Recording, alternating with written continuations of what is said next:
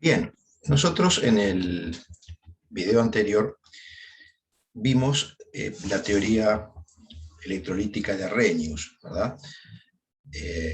Esa teoría que clasifica las sustancias en sustancias que al disolverse en agua no modifican la conductividad eléctrica de la misma. A esas sustancias Arrhenius les llamó no electrolitos, y las sustancias que al disolverse en agua sí modifican, aumentan la conductividad eléctrica del agua, a las que llamó electrolitos. Y a su vez vimos que existen dos categorías de electrolitos: aquellos electrolitos que a igual concentración que otros aumentan mucho la conductividad eléctrica del agua, y aquellos que a igual concentración que los anteriores la aumentan pero en menor medida. A unos los llamo electrolitos fuertes, a otros los llamo electrolitos débiles.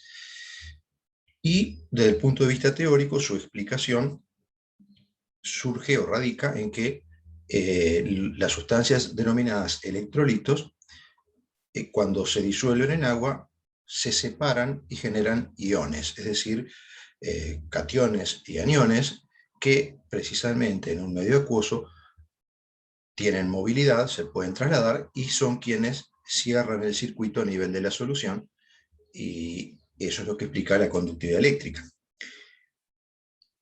En el caso de los electrolitos fuertes, plantea Arrhenius, la disociación es total, es de un 100%.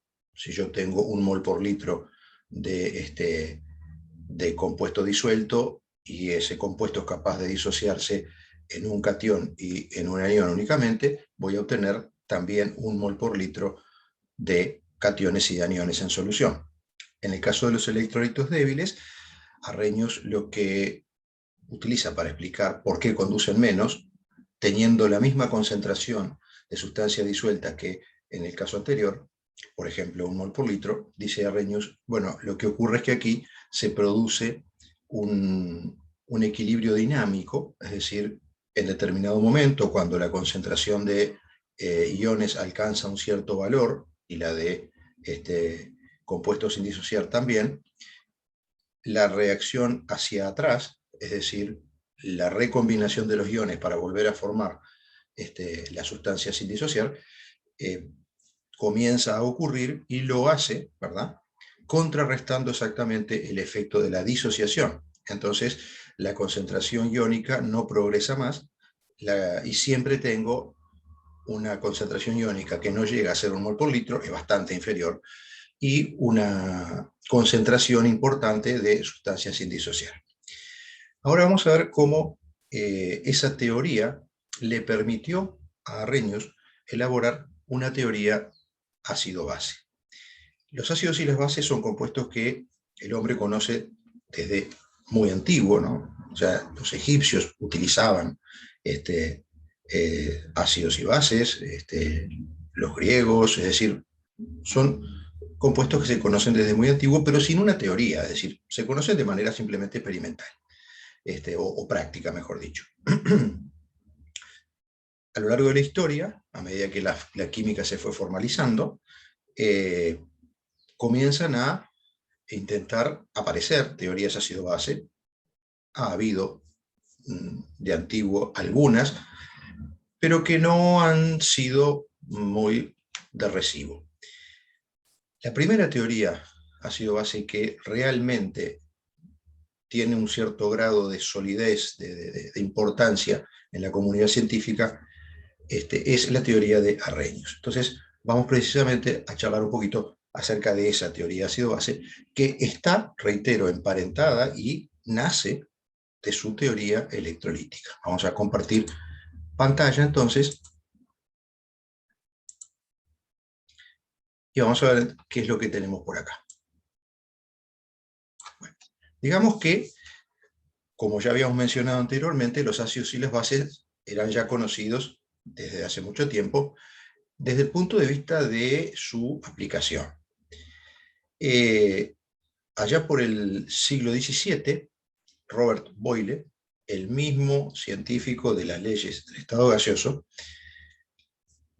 ordena un poco el universo de sustancias ácidas y sustancias básicas, de manera exclusivamente empírica, es decir, solo atendiendo a su comportamiento experimental. No elabora una teoría, simplemente dice, bueno, aquellas sustancias que tienen este comportamiento señalado aquí en rojo, es decir, tienen sabor agrio, viran al rojo el tornasol. Virar quiere decir cambiar, ¿sí? El tornasol es un colorante que toma dos colores diferentes precisamente según si se encuentra en un medio ácido o en un medio básico. Entonces, Arrhenius encontró que aquellas sustancias que tradicionalmente eran llamadas ácidas, viraban ese colorante al rojo. Reaccionan con muchos metales, desprendiendo gas. Ese gas habitualmente es dihidrógeno, H2, bueno, eso lo tenemos claro hoy, y neutralizan a las bases. Por otro lado, las bases desde el punto de vista experimental, dice Boyle, tienen sabor amargo, viran al azul al tornasol, por eso también tomé estos dos colores para señalar el cuadro de características. Sus soluciones son jabonosas al tacto. Si alguna vez ustedes se han mojado las manos, por ejemplo, con una solución diluida de hidróxido de sodio, les puede haber pasado en el laboratorio por distracción, cuando ustedes se frotan los dedos, sienten justamente que hay una sensación jabonosa allí. Y es que realmente se forman jabones, es decir, los jabones son generados por reacción de grasas o aceites con hidróxido de sodio o con hidróxido de potasio habitualmente. Y bueno, nosotros tenemos grasas y aceites en nuestra piel como elementos de protección y se produce una pequeña reacción de saponificación que da esa sensación jabonosa. Y por otro lado, al final dice que neutralizan a los ácidos. Aquí yo quiero detenerme un poquito acerca de en qué sentido está utilizando Boyle el término neutralizar. Sobre todo porque cuando avancemos un poco en la teoría ácido-base, vamos a ver que ese término puede llevar a una cierta confusión cuando empecemos a hablar de medios, diferentes tipos de medios acuosos, medios ácidos, medios básicos, medios neutros. Bueno, Boyle no tenía ni noticias de un medio ácido, de un medio básico, de un medio neutro, mucho menos tenía noticias de la escala pH, que es muy, muy, muy posterior, y mucho menos entonces de que algún día a una solución acuosa de pH 7 se le llamaría solución neutra. Cuando Boyle dice que los ácidos neutralizan a las bases y las bases a los ácidos, lo está haciendo casi en un término bélico, es decir, cuando yo tengo un ácido y lo hago reaccionar o lo enfrento a una base, sea Boyle, lo que ocurre es que desaparecen los comportamientos que aparecen allí señalados en rojo, que son los de los ácidos, y los que están señalados en azul, que son los de las bases. Es decir, uno logra que desaparezca el comportamiento del otro. Lo que me queda, por lo tanto, dice Boyle, no tiene ni el comportamiento del ácido ni el comportamiento de la base. Por eso él dice que uno neutraliza al otro. Pero está aplicado ese término exclusivamente en ese sentido, no en el sentido de un pH 7, porque Boyle no podía tener noticias de algo que fue creado bastantes siglos después. Bien, decíamos que a partir de sus trabajos con las soluciones electrolíticas, esperen que aquí me quedó un trazo que no quiero, Arrhenius elabora la primera teoría razonablemente de recibo acerca de los ácidos y las bases, que justamente, bueno, conocemos hoy día como teoría de Arrhenius.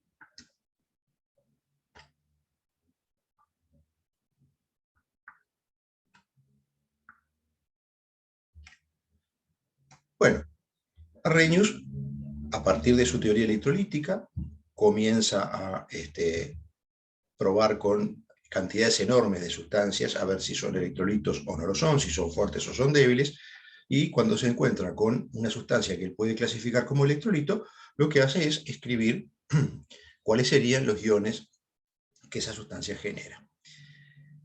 Y como ya desde la época de Boyle hay posibilidad de clasificar las sustancias en ácidos y en bases, comienza a encontrar una cierta regularidad. ¿Y cuál es?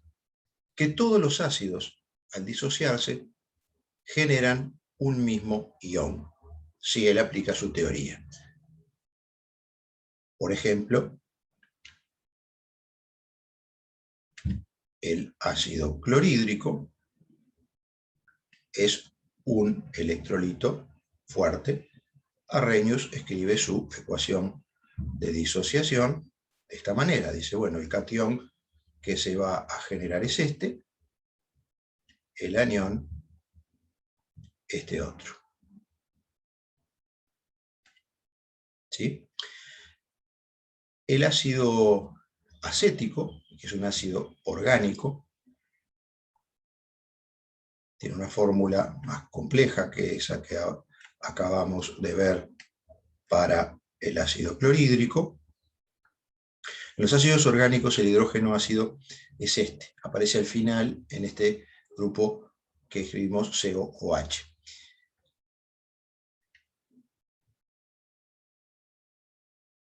Arrhenius clasifica al ácido acético como un ácido débil, perdón, como un electrolito débil, y los iones que él propone son estos.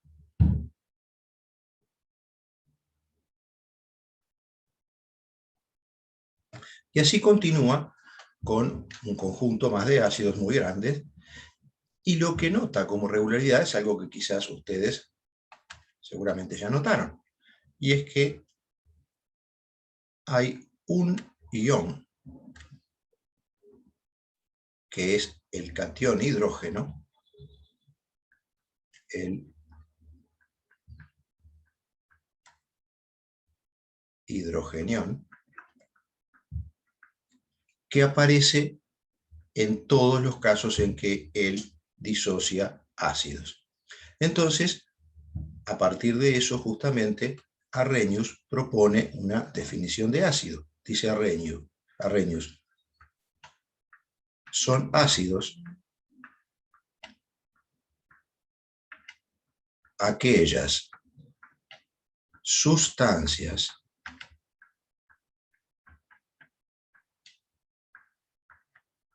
que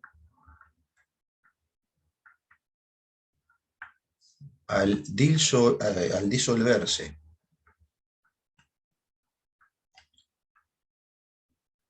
en agua generan o liberan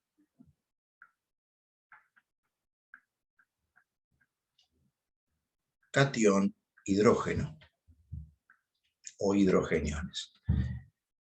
O sea que entonces una manera totalmente genérica de representar a un ácido para Arrhenius sería esto. En solución acuosa, todos van a generar este catión, bueno, y un anión, que es el que acompaña a ese catión. Y del mismo modo en que él había clasificado a este ácido como un electrolito fuerte porque se disocia en un 100%, y a este otro ácido como un electrolito débil porque su disociación es parcial, porque se genera esta situación, la situación de equilibrio dinámico, él propone entonces hablar también de ácidos fuertes, que son simplemente ácidos que ubicaríamos dentro de la categoría de los electrolitos fuertes, O sea, hace simplemente una extensión a los ácidos y las bases de su concepto de electrolito fuerte, y ácidos débiles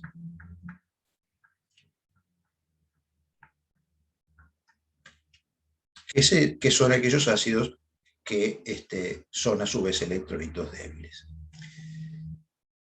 Vamos ahora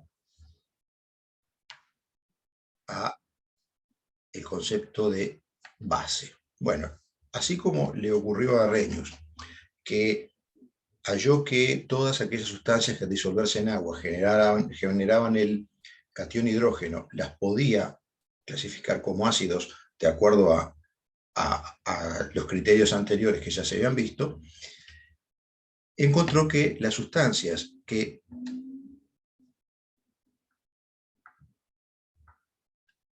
se clasificaban como bases, cuando él plantea su disociación en iones, generan también un mismo ion.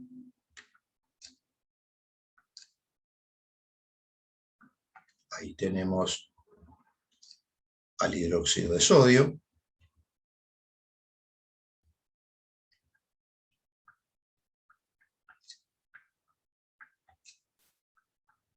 al hidróxido de litio,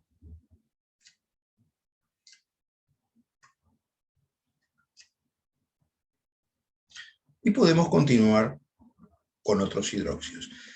Como ustedes ya notarán, también aquí hay un ion en común, y es el anión hidróxido.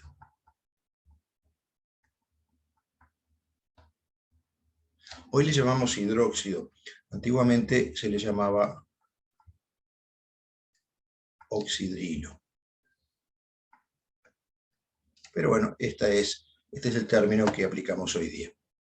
Entonces, ¿qué sería para Arrhenius una base? Bueno, las bases son sustancias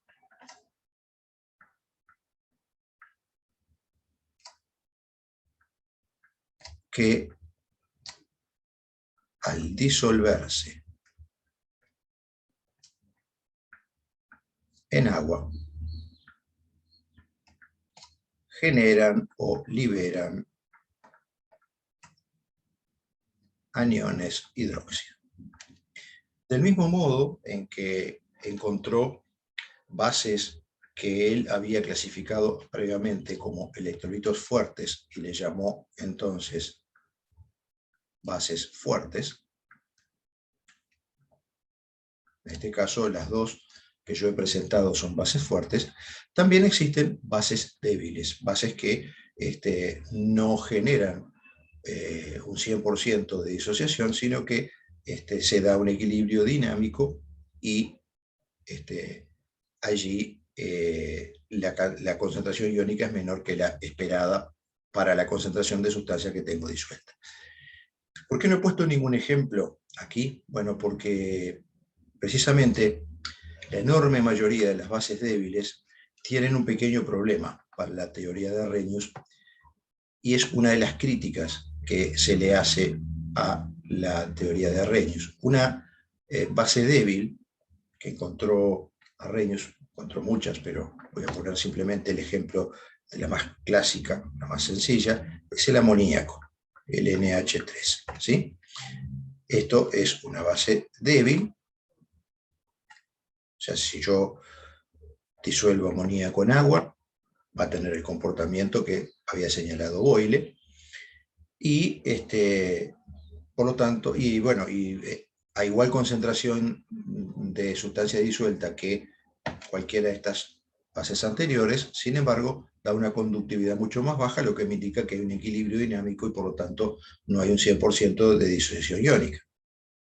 Pero es uno de los problemas que tiene la teoría de Arrhenius justamente, y que ahora vamos a pasar a mencionar. Vamos a ver cuáles son las críticas a la teoría de Arrhenius.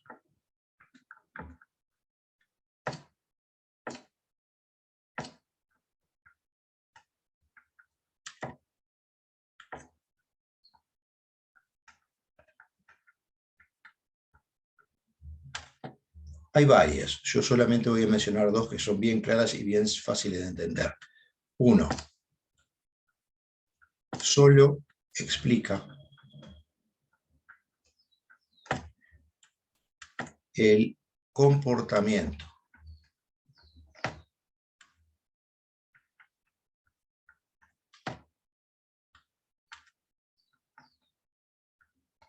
ácido-base en solución acuosa.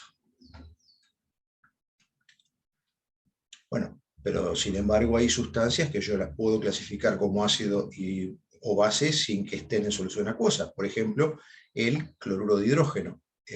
Cuando nosotros hablamos de ácido clorhídrico escribimos esto, ¿no? Ojo que aquí me viene para este lado, pero nada que ver con las bases, ¿verdad? Escribimos así. Bueno, es correcto, ácido clorhídrico es la solución acuosa de este compuesto. Pero este compuesto es, al estado puro, un gas. Y es que si está puro y no está disuelto en agua, está como gas, no tiene comportamiento ácido, el cloruro de hidrógeno, pues sí que lo tiene. Entonces, eso no lo podría explicar Arrhenius.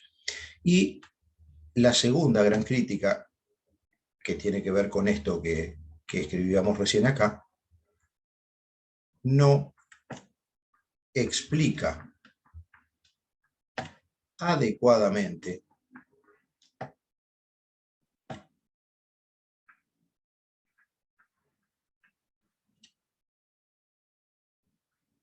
las bases que no tienen el anión hidróxido. ¿Sí? ¿Cómo puede el amoníaco, que carece del anión hidróxido en su fórmula, liberarlo? Yo no puedo liberar algo que no tengo.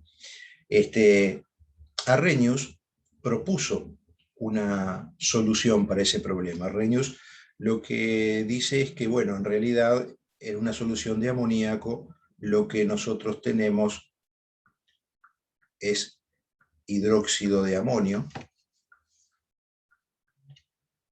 y es el hidróxido de amonio quien se disocia formando el catión amonio y el anión hidróxido. ¿Por qué? Arrhenius dice que, bueno, él propone que una solución de amoníaco tiene esto como soluto, y de esa manera explica entonces el caso de esta base débil, que es el amoníaco, cómo terminaría liberando hidróxidos, pero es muy honesto. Él dice que esta explicación no es satisfactoria. ¿Por qué? Bueno, porque si yo estoy diciendo que tengo una solución en realidad de hidróxido de amonio, si yo destilo esa solución, o sea, separo sus componentes, debería obtener por un lado el agua y por otro lado este compuesto, hidróxido de amonio. De la misma manera en que si yo tengo una solución de sal en agua, sal común y corriente, ¿no? la que forma parte de la sal de mesa, el cloruro de sodio, NaCl, disuelto en agua, y yo evaporo toda el agua, recojo en un lugar el agua y en el otro lado me va a quedar los cristalitos de cloruro de sodio. ¿Por qué? Bueno, porque el agua es el solvente, el cloruro de sodio es el soluto. Entonces, si realmente una solución de cloruro de amonio lo que tiene como soluto, perdón, de cloruro de amonio, de amoníaco, lo que tiene como soluto es hidróxido de amonio, si yo hago el mismo procedimiento, tendría que recoger en un lugar agua y en el otro lugar me tendría que quedar el compuesto con esta fórmula, hidróxido de amonio. Pero eso nunca se logra, es decir, si nosotros destilamos una solución de amoníaco, lo que obtenemos es agua por un lado y gas amoníaco por otro. O sea que el soluto entonces no es NH4OH, hidróxido de amonio, sino que es amoníaco, NH3. Esa es entonces una debilidad que tiene la teoría de Arrhenius y que precisamente explica por qué esa teoría, que fue muy útil durante muchísimo tiempo e incluso al día de hoy nos permite trabajar muy bien en solución acuosa, haciendo algunos pequeños arreglos o salvedades, esa teoría luego fue superada por teorías posteriores, particularmente por la teoría de Bronsted y Lowry, que explica mucho más satisfactoriamente el comportamiento ácido y el comportamiento básico, y a la que no se le pueden hacer ninguna de estas dos objeciones. Pero Arrhenius llegó hasta aquí y rescatemos que además de proporcionar la primera teoría que tenía una base suficientemente explicativa como para ser aceptada en general, durante muchísimo tiempo fue muy útil, se pudo utilizar, hasta el extremo que en muchos aspectos la seguimos usando hoy en día cuando queremos simplificar las cosas. Y además también rescatemos la enorme honestidad de Arrhenius cuando explica las soluciones de amoníaco y él mismo dice, bueno, esto no es real, esto es algo que yo me invento para poder utilizar la teoría. Que ojo, es algo que las teorías hacen muchísimas veces a la espera de que surja otra teoría mejor, más explicativa, más amplia, con menos críticas. Vamos a ver ahora, para terminar, algunos ejemplos precisamente de disociación de ácidos y bases. Vamos a poner acá un pequeño ejercicio. Disocia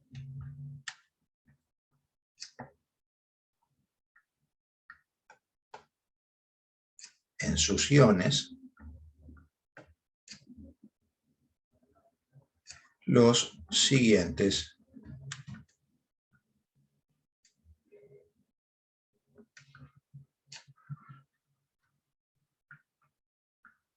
ácidos y bases. ¿Sí?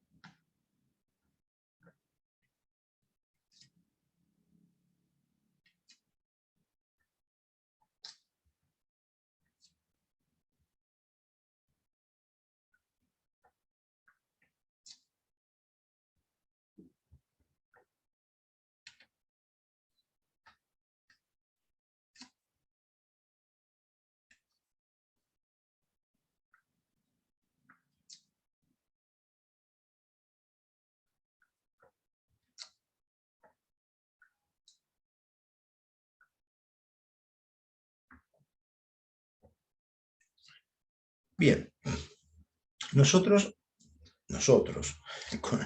con lo que vamos a trabajar en este curso, no tenemos herramientas para saber a priori quién es un ácido fuerte, quién es un ácido débil, quién es una base fuerte, quién es una base débil.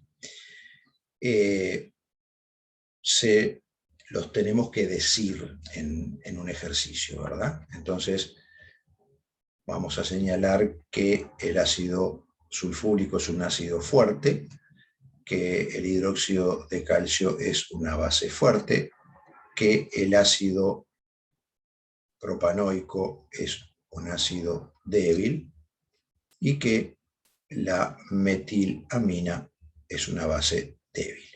En general, no es muy difícil en el caso de los ácidos fuertes recordar cuáles son 5 ácidos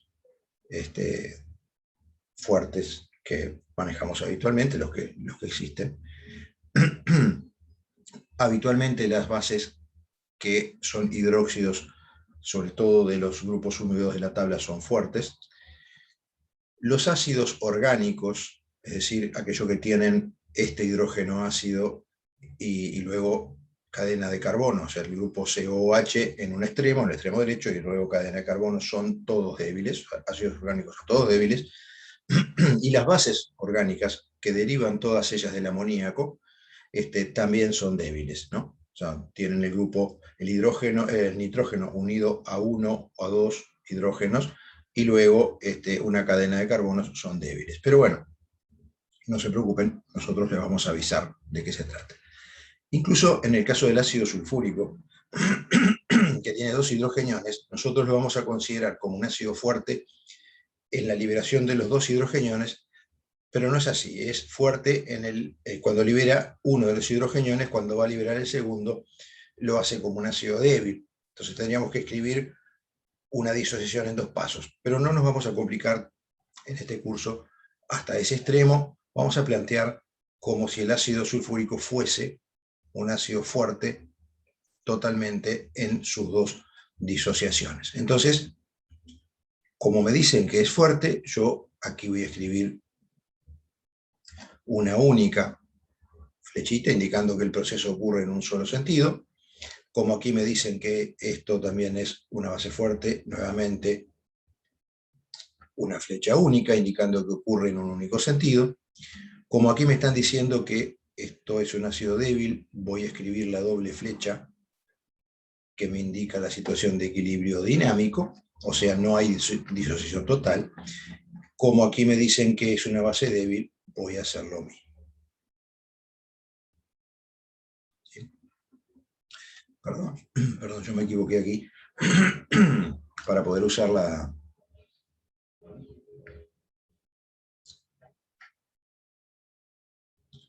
teoría de Arrhenius.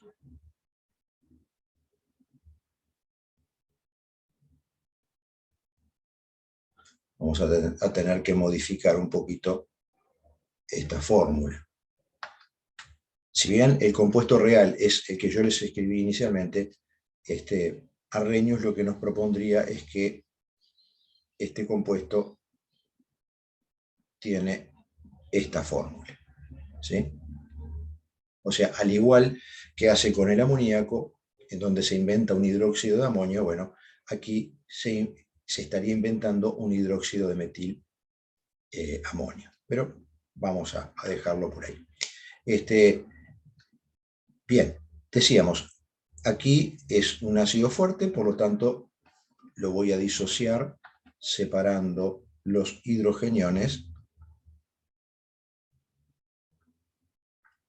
del resto de la fórmula.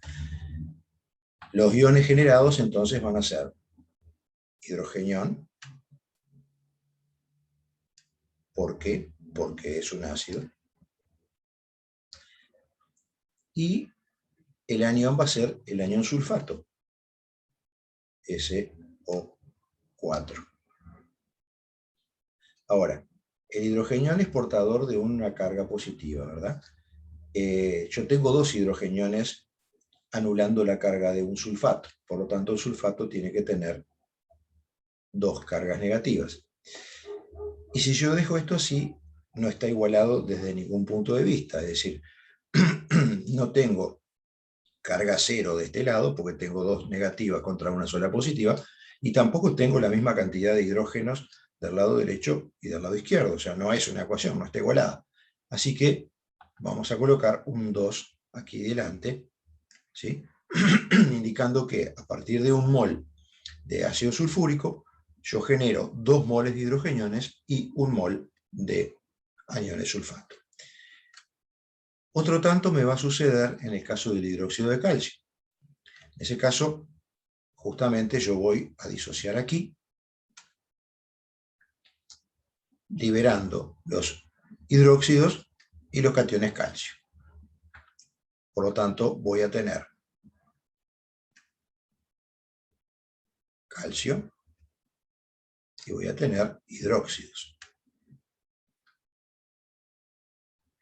Ahora, la fórmula me está indicando que yo, para un calcio, necesito 2 hidróxidos, ¿verdad? Todo hidróxido tiene una carga negativa. O sea, estoy diciendo que para anular la carga del calcio, voy a necesitar la carga de 2 hidróxidos, o sea, 2 cargas negativas. Eso me lleva a ponerle entonces al calcio una carga 2 positiva. Y además, tengo que igualar esta ecuación.